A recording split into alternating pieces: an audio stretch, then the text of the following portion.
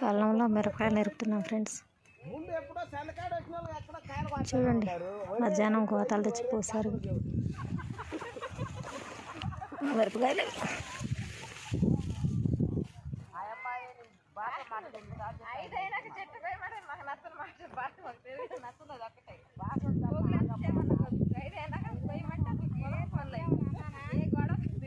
ఒక పక్కన తాళ మిరపకాయలు ఆడుతున్నారు.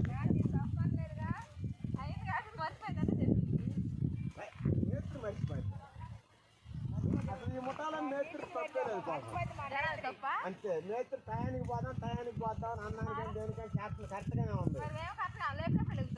మీరు వచ్చేటప్పుడు ఏడవుతున్నారు? ఇప్పుడు అందరూ